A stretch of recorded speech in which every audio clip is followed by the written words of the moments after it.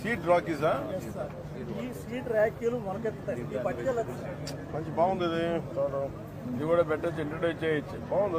ఈ రోజు నుంచి సీడ్ ర్యాకీలు కట్టమని చెప్పి. ఈ ర్యాకీలు మొలకెత్తుతాయి సార్, పర్యావరణానికి హాని చేయవు.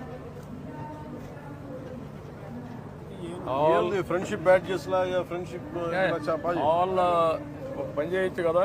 మీరు నక్షత్రాన్ని బట్టి కడతారు. ఏ సీడు ఏ నక్షత్రం వాళ్ళకే కడతారు. అది కనుక్కోండి, ఇది వాళ్ళు పెంచాలి.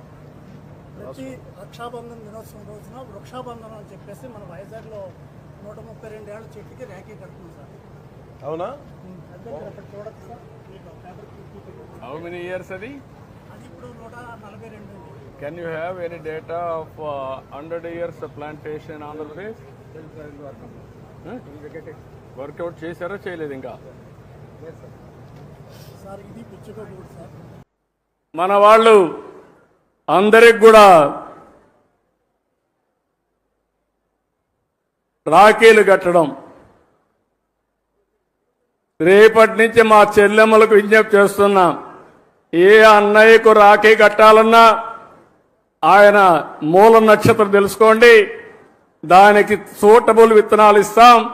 మీరు శుభం కోరుకుంటున్నారు, ఇప్పుడు బెస్ట్ విషెస్ ఇస్తున్నారు. కానీ భవిష్యత్తులో ఆయన భవిష్యత్తు బాగుండాలంటే నక్షత్రం, ఆ నక్షత్రానికి ఏ చెట్టు సూటబులో ఆ విత్తనాలతో అతనికి రాఖీ కట్టాల్సిందిగా మిమ్మల్ని అందరినీ కోరుతున్నా. ఈ సంవత్సరమే ఈ ఉద్యమానికి శ్రీకారం చుట్టాలి. ఈ రాఖీ పండుగ నుంచే ప్రారంభించాలి.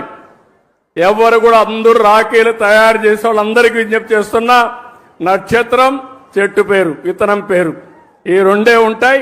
ఇది మీరు నచ్చిన వ్యక్తికి మీరు కట్టేటప్పుడు ఆయన నక్షత్రం కనుక్కొని దాన్నే కొనండి, అదే కట్టండి.